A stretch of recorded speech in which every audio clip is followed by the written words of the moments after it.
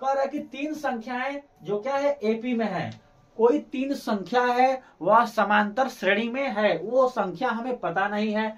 फिर कह रहा है कि उसका यानी उनका योग जो है 24 है। जो तीन संख्याएं हैं उन्हें हमें पता नहीं है, उनका हम जब योग कर रहे हैं तो 24 आ रहा है। फिर कह रहा है कि उनके वर्गों का योग जो है आपका यह 200 है। क्या है आपका, उनके वर्गों का जो योग है वह क्या है आपका 200 है। यानी जो तीन संख्याएं हैं, तीनों संख्याओं को हम वर्ग करके जब हम जोड़ रहे हैं तो उनका जो वर्ग का योग आ रहा है वह 200 आ रहा है। फिर कह रहा है कि तो वे संख्याएं हैं, क्या वे संख्याएं हैं। चलिए हम मान लेंगे सबसे पहले क्या कि माना वे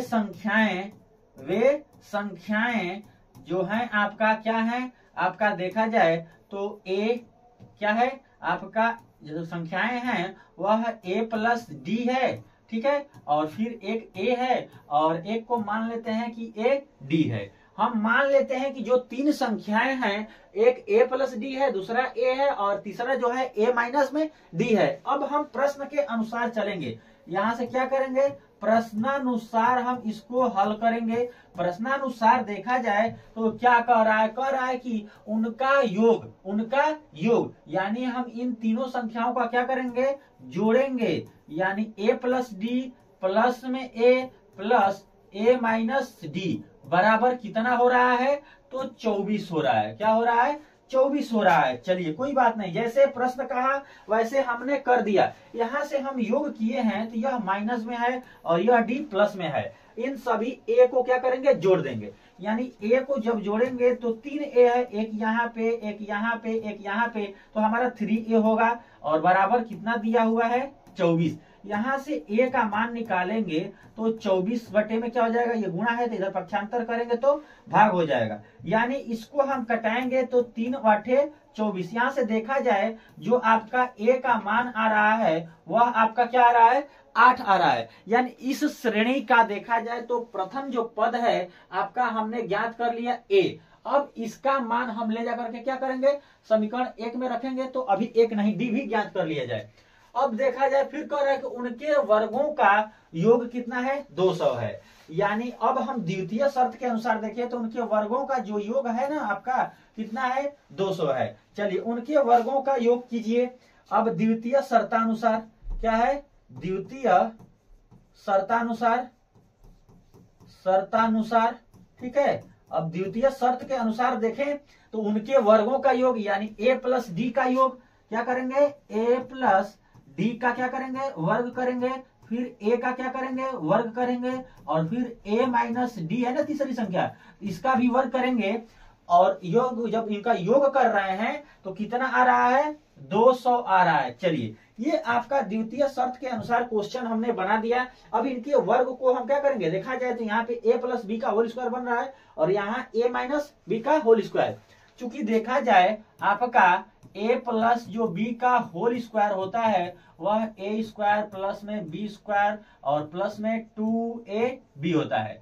लेकिन अगर यहीं पे आपका a माइनस बी का होल स्क्वायर अगर कहे, क्या करे, अगर a माइनस बी का होल स्क्वायर कहे तो ये होता है a स्क्वायर प्लस में b स्क्वायर माइनस में 2ab होता है। क्या होता है, माइनस में 2ab। इसी सूत्र का प्रयोग करके हम इसको क्या करेंगे, हल करेंगे। a प्लस बी का होल स्क्वायर यानी a स्क्वायर, ये b क्या है, d है, तो d का स्क्वायर प्लस आपका 2ad होता है, प्लस ये a का स्क्वायर है।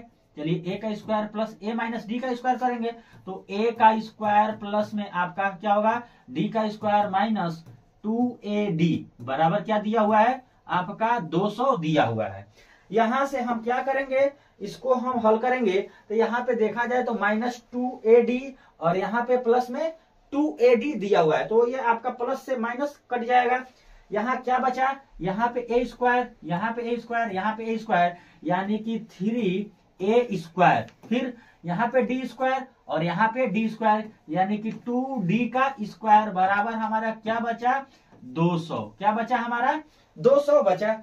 अब थोड़ा सा ध्यान देने वाली बात यह है कि a का मान हमने निकाल चुका है, 8 a का मान हमने क्या किया है, निकाल चुका है। तो आप a का मान यहाँ पे रख दीजिए। यानी कि 3 जो आपका ए स्क्वायर है, तो 8 का क्या करेंगे स्क्वायर प्लस 2d का स्क्वायर इक्वल टू आपका क्या है 200 है। ठीक है, क्या है आपका 200 है, तो आप 200 के जगह पे 200 रख दीजिए। ठीक है, अब इसको हल करेंगे तो 8 का स्क्वायर करेंगे तो आपका 3 इंटू 8 का होगा तो कितना होगा 64 प्लस 2d का स्क्वायर इक्वल टू आपका क्या है 200। ठीक, अब 64 का 3 में गुणा करेंगे तो आपका 4 3 12 और 6 3 18, एक क्या हो जाएगा 19 प्लस में 2d का स्क्वायर इक्वल टू आपका क्या हो जाएगा 200। ठीक है, अब 200 आया, अब इसको उधर पक्षांतर कीजिए, यानी पक्षांतर करेंगे तो 2d का स्क्वायर इक्वल टू 200 माइनस में 100 क्या हो जाएगा 92, यानी कि 2d का स्क्वायर इक्वल टू 200 में से 192 निकालेंगे तो आपका 8 बचेगा। यहां से d स्क्वायर निकालेंगे तो आपका रूट में 8 हो जाएगा। रूट में 8 का अगर हम देखें, सॉरी, ये आपका 2 से तो भाग करेंगे तो 8/2 हो जाएगा, यानी कटाएंगे तो ये 4 आ जाएगा, और d बराबर जब निकालिएगा तो रूट में आपका 4 होगा, और इसका मान प्लस माइनस में क्या आता है 2 आता है। यानी d का मान देखें तो आपका प्लस माइनस 2 आया है, यानी कि 2 वैल्यू आ रहा है, एक प्लस में और एक माइनस में। ठीक है, क्या आ रहा है, एक प्लस में और एक माइनस में आ रहा है, प्लस में और एक माइनस में। चलिए कोई बात नहीं, हम d का मान क्या करेंगे रखेंगे, किसमें रखेंगे, इस संख्याएं जो है a और d का मान रख करके संख्याएं ज्ञात करेंगे। ठीक है, तो संख्याएं हम ज्ञात करने के लिए देखें तो आपका अगर a का और d का मान रखते हैं तो हम देखें यहाँ से d का मान तो एक आपका आया है माइनस में 2 और एक प्लस में 2 आया है, तो कोई भी मान रख करके ज्ञात कर सकते हैं। चलिए हम प्लस वाले को रख रहे हैं। ठीक है, यानी कि आपका a का मान देखा जाए तो 8 है, तो हम संख्याएं लिखेंगे, क्या संख्याएं जो होगा a प्लस में क्या है 8 है, तो यहां से देखा जाए तो 8 और प्लस में 2 बराबर क्या हो जाएगा 10, और फिर दूसरी संख्या a है तो a का मान हमारा 8 हो जाएगा। ठीक है, और फिर तीसरा देखा जाए तो a माइनस डी है, यानी कि 8 में से हमारा 2 घटेगा तो 6, यानी जो संख्या आ रही है हमारा देखा जाए तो 6 8 10, यानी ऑप्शन में देखेंगे 6 8 10, तो आपका क्या है बी ऑप्शन करेक्ट होगा। क्या होगा, ये संख्याएं जो होंगी 6 8 और 10 होंगी।